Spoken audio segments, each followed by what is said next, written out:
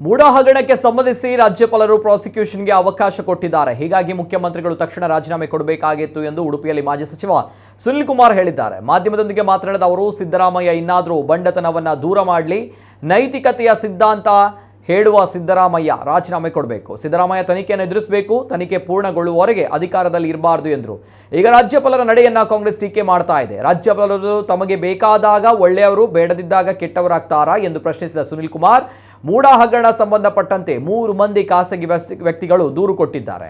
ರಾಜ್ಯಪಾಲರಿಗೆ ಬಿಜೆಪಿ ದೂರು ಕೊಟ್ಟಿಲ್ಲ, ಸಾಮಾಜಿಕ ಕಾರ್ಯಕರ್ತರು ದೂರಿದ್ದಾರೆ. ರಾಜ್ಯಪಾಲರು ವಿವರಣೆ ಕೇಳಿದ್ರು, ಯಾವುದೇ ವಿವರಣೆಯನ್ನ ಆ ಸಂದರ್ಭ ಮುಖ್ಯಮಂತ್ರಿಗಳು ಅಥವಾ ಸರ್ಕಾರ ಕೊಟ್ಟಿಲ್ಲ ಎಂದರು. ಮೂಡ ಹಗರಣಕ್ಕೆ ಸಂಬಂಧಪಟ್ಟಂತೆ ರಾಜ್ಯಪಾಲರು ಇವತ್ತು ಪ್ರಾಸಿಕ್ಯೂಷನ್ಗೆ ಅನುಮತಿಯನ್ನು ನೀಡಿದ ತಕ್ಷಣದಲ್ಲಿ ಮುಖ್ಯಮಂತ್ರಿಗಳು ರಾಜೀನಾಮೆಯನ್ನು ಕೊಡಬೇಕಾಗಿತ್ತು.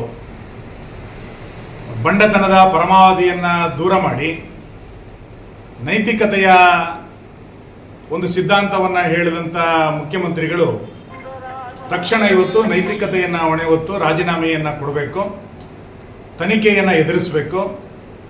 ತನಿಖೆ ಪೂರ್ಣಗೊಳ್ಳುವವರೆಗೆ ಅವರು ಯಾವುದೇ ಅಧಿಕಾರದಲ್ಲಿ ಮುಂದುವರಿಯುವಂತ ನೈತಿಕತೆಯನ್ನ ಮುಖ್ಯಮಂತ್ರಿಗಳು ಕಳೆದುಕೊಂಡಿದ್ದಾರೆ.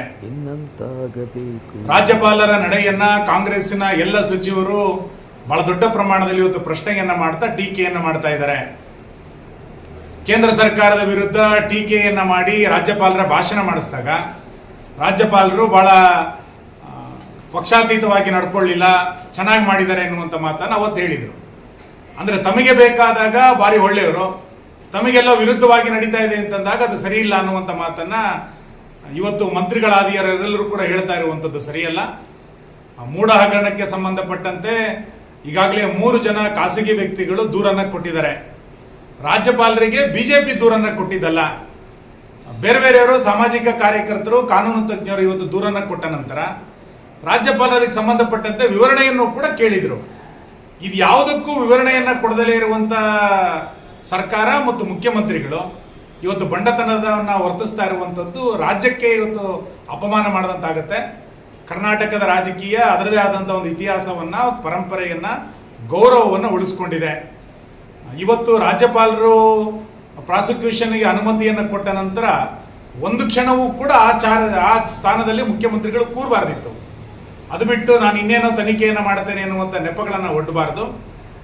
ನಮಗೆ ನೀವು ಆರೋಪದಿಂದ ಮುಕ್ತರಾಗುವ ತನಕ ಆ ಚೇರನ್ನ ಖಾಲಿ ಮಾಡಿ, ಆರೋಪದಿಂದ ನೀವು ಸಾಬೀತಾಗಲಿಲ್ಲ, ನೀವು ಅದಕ್ಕೆ ನಿರಪರಾಧಿ ಆದ ನಂತರ, ನಿರಪರಾಧಿ ಅಂತ ಅನ್ಸಿದ್ರೆ ನಂತರ ಹೈಕಮಾಂಡಿನ ಅನುಮತಿ ತೆಗೆದುಕೊಂಡು ನೀವೇ ಮುಖ್ಯಮಂತ್ರಿಗಳಾಗಿ, ನಂದೇನು ವಿರೋಧ ಇಲ್ಲ.